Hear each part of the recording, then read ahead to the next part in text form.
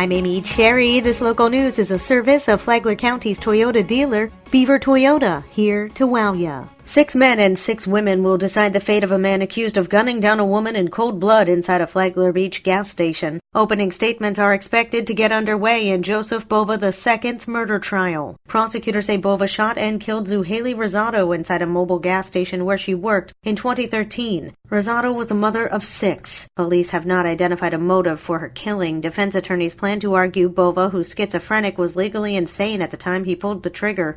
Bova, who rejected a last-minute plea deal offering him 45 years behind bars, faces life in prison if convicted. This portion of Flagler's Morning News brought to you by the Daytona Beach International Airport, Delta Airlines nonstop to Atlanta, and now nonstop service to New York City via American Airlines.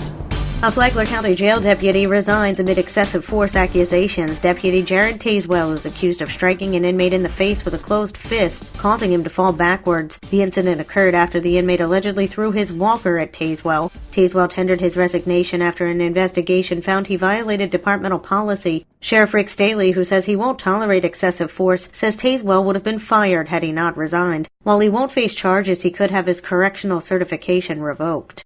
The jail is also looking for a new division chief of the Court and Detention Services. Division Chief Stephen Cole is retiring in November after 25 years of service. Chief of Staff Mark Strobridge will serve as acting division chief. A national search is being launched for a replacement, but the sheriff's office says the preferred candidate will have significant correctional facility experience on the leadership level, preferably in Florida.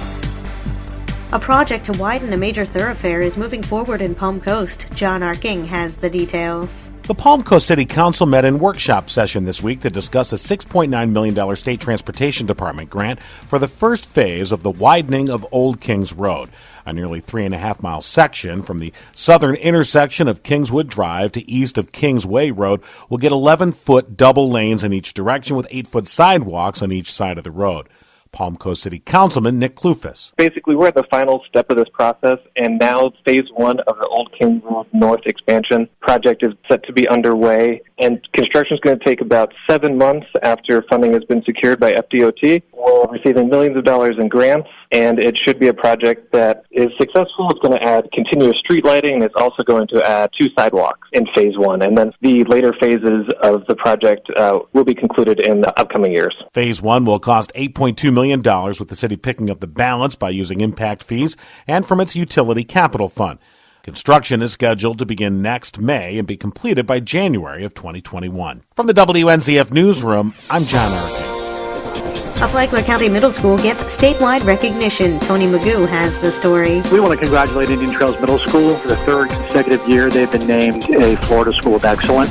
The school is setting a record for excellence. This is Jason Wheeler, Flagler County Schools spokesman. The school is also named a School of Excellence back in 2017-18 as well as 2016-17, which is the entire existence of this program. A Florida statute requires the State Board of Education to designate a school as a school of excellence if the school's percentage of possible points earned in its school grade calculation is in the 80th percentile or higher for schools comprised of the same grade groupings for at least 2 of the last 3 school years.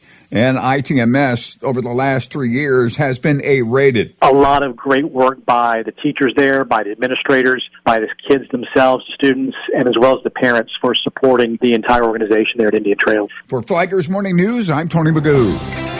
Do you know where they're building the new Flagler Plus Health Village? A media release said it'll be on a 4-acre property in Palm Coast at the southwest corner of Matanzas Woods Parkway and Belterre Parkway. Gina Mangus is the vice president of strategy for Flagler Hospital and said the goal is to change the county's dynamic. Everything that you have here, it is a hidden jewel, and being able to bring all those elements together, and we really believe in bringing in the government sector, the private sector to solve problems together. And that's really our focus, is how do we leverage every element of the community to work together to find solutions. The $4.5 million project will incorporate dedicated green space and more.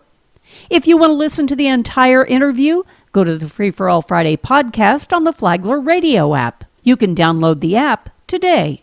Tomorrow, how the holistic approach helps deal with mental health. From the WNZF Newsroom, I'm Deb Albertson. And now you're up to date on Flagler's Morning News. I'm Amy Cherry.